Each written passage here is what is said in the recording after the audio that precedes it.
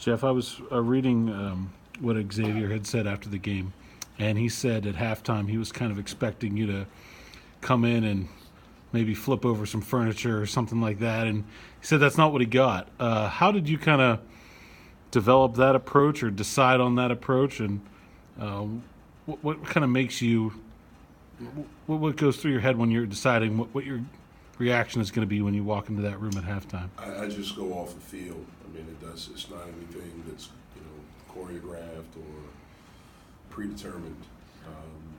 I trust my emotion, I trust my instinct, whatever it is at that moment, and I just go from there.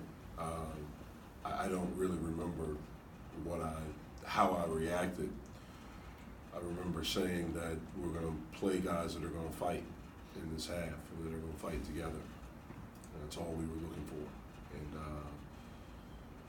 I thought we did a little bit better job in the second half, but we needed to do that for 40 minutes. Is occasional furniture displacement something that's on the table? Yeah, I mean, it's happened. That's what my emotion was at that time. But I don't know how well kids react to that these days. I mean, it's so different. Guys are different. And, you worry, not worried, but, does that make them more scared, in situations like that? So, but it's happened, and I'm sure it will happen again. What's the angriest, Jeff, that you've ever gotten in your time as a head coach?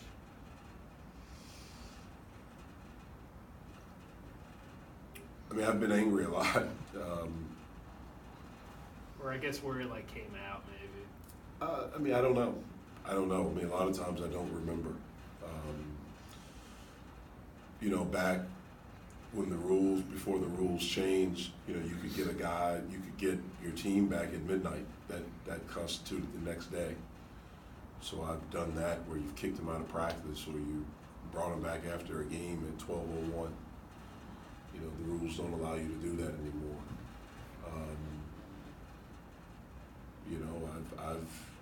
It was ironic. It was against a Brad Brownell team. It was maybe my first year at VCU, and he was the head coach at Wilmington. And we played him the first time around. It was the last game, the first time through the conference, and the game was for first place at our place. And they beat the heck out of us. It was an early afternoon game, maybe a noon game, and I was so upset afterwards. And I went to the media, to the press conference, and I complimented this team first because they were very good. And I made a comment that, it looked like I took a van that morning and just drove around Richmond and grabbed some guys and put them in a uniform and came out and played. And that worked. We won, I think, 8 in a row after that. So, again, sometimes some of the stuff is calculated. You're trying to figure out a way to get to your team and motivate your team. I try not to do that stuff publicly now. I don't want to humiliate anyone. But I don't know the angriest. I mean, those are a couple of examples. Do you expect Terrell to be recovered? I'm not sure. He didn't practice today. So He had strep, you said? Yes.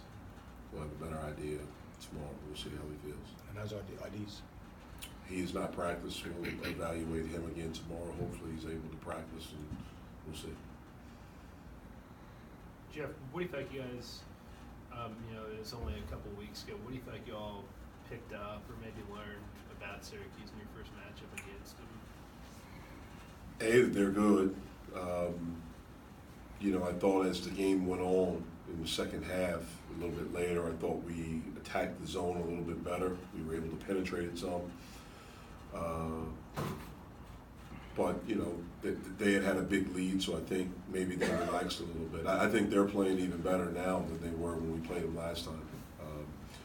They're really shooting the ball well. They had 11 threes last night. Almost half of their total shots are threes. Guys that, when we played them last time, they were struggling shooting.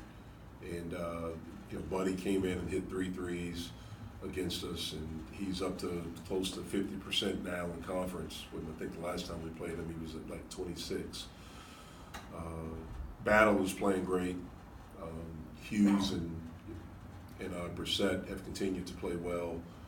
Their zone is obviously really good. I've always felt watching them and competing against them since they've been in this league that as the season goes on, the zone gets better because the guys get more comfortable in their positions and their rotations and their movements. This team is a little bit different because they're older. They're really only relying on two guys that are new, and one who was with the program last year is a redshirt, Hughes, and the other one grew up in the program. His dad's the coach, and so it looks like their zone has gotten better. And so again, we'll put together a game plan, and hopefully we're able to go out and execute it and attack the zone a little bit better. We're gonna have to make some shots. That's something you have to do when you play them because they do such a great job of protecting the rim, and we don't have anyone on this team that can have those types of confrontations at the rim against their size, length, and athleticism. It's in the ensuing weeks that you played Syracuse. Do you feel better about your team against the zone? I don't feel better about my team right now because we haven't won. So it's not just against the zone. We haven't won. Now we've played 3 of the last 4 on the road, and against teams that are 2 teams that are in, one's in first place or tied for first, and Syracuse is a game back, and then Clemson, who made every shot in the first half against us, and then our home game was against perhaps the best team in the country. So we're trying to keep it in a little bit of perspective, but at the same time, we have to play better on both sides of the floor. Jeff, what do you think your team learned in that Louisville game about seeing a team twice in one season, especially your young guys, your freshmen out there? The second time, you play a team, normally they have a better feel for you. For us in that game, maybe, and I don't mean this in a disrespectful way, but maybe they had a little bit more respect for us because we beat them. And for Louisville, that was their only loss. They really keyed in on Xavier and Trey, and because they hurt him the last time, and so just so they have a little bit of better feel for you and what you're trying to do, your team, especially, Louisville, it wasn't that long between both games. Same thing with Syracuse, it's not that long. And, hopefully we have a better feel for them this time around. City had talked after the game on Tuesday, Jeff, about playing a full 40 minutes. Between the Clemson game and the Louisville game where y'all played well one half but wouldn't the other. What do you think lately has contributed, I guess, to that inconsistency, and when you work with your team, what are ways to kind of try to avoid that? I think one of the things is that we've played against really good competition. I think that's been a big part of it. I think a lot of teams have struggled to score against Syracuse's zone. A lot of teams have struggled to score against Duke, period. And a lot of teams have struggled at different times against Louisville. So I think that's a big part of it. And then against Clemson, again, our defense, and that's the thing I was most disappointed in the first half, our defense wasn't as sharp and connected as we have been. And with our youth and inexperience, when we aren't making shots, that has affected our defense. And I thought that's what happened to us there. We need to be connected more. Our talk needs to be greater. We have to be mentally tougher. And we have to make shots. So I think those are the things that have contributed to it. You talked, Jeff, about keeping things in perspective and realizing that, while you're 2-6 now, a lot of those 6 losses came from really good teams. How difficult can that be to do in the moment with the team when you got 18 to 22-year-olds for them to sort of be able to really realize that as bad as things may seem in the moment, that it's really not that bad. There's maybe a good reason for it. It's hard. It's difficult because the thing I don't want anyone in our program is to accept it.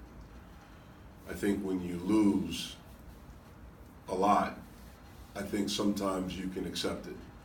and it can just be, well, this is just how it is. I don't want that. But at the same time, my thing with our team has been from the beginning, look, if we play hard and we play our butts off and we're doing everything that we can control at a very high level, we'll live with the result. So for us, it's not necessarily about just the result. It's about the things within the game that we can control that we aren't doing. And that's my biggest thing with our team. Our level of concentration, our attention to detail, how hard we play in different moments, how mentally tough we are. Those are things that we should be able to control, and we haven't done that. Minimizing our mistakes. Now sometimes, look, it's some of these teams we've played against, like, it's hard, and they've gotten better. I mean, Louisville got a lot better the second time. Their defense was much better. They've grown as a team. But you have to keep it in perspective. Look, we played as difficult of a schedule to start our league as anyone, and you have to keep it in perspective. So I don't want them to feel good about it. I don't want them to feel defeated.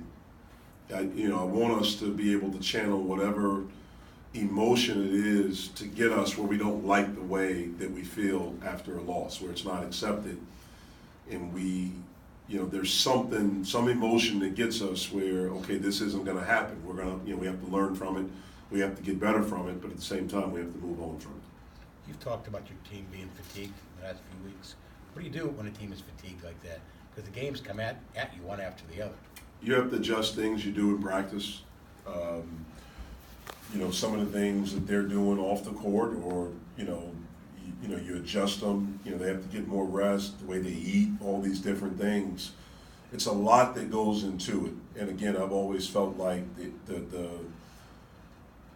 the middle towards the end of January and early February is when you start to see these things. Everyone's a little bit fatigued. Everyone's a little bit banged up. Teams have been playing really, really hard. And the teams that are resilient or mentally tough, they're the ones that are able to survive it. And we've tried to adjust some things we do in practice. Don't go as long, don't do as much contact. But at the same time, as we're trying to build habits and trying to build a program, we have to do some of those things. But then, again, we have to be mentally tougher. That's the bottom line. We have to grow up quick. A lot of these teams, they have a reference point. They have guys on their roster that have a reference point for this. We don't. We have relied heavily on freshmen, and our freshmen aren't Zion or RJ. These are normal freshmen, and they're good. But we've relied a lot on them, and so they don't have a reference point of how to get through this. To be quite honest with you, our returning guys don't, because they didn't win last year. And so this is something that we have to do collectively as a group and as a coaching staff. We have to try to teach them this and again, try to, make it where they aren't defeated and going into games thinking, okay, well, here we go again. We have to try to be as positive as we can at the same time when you're teaching and trying to get them where certain things aren't acceptable.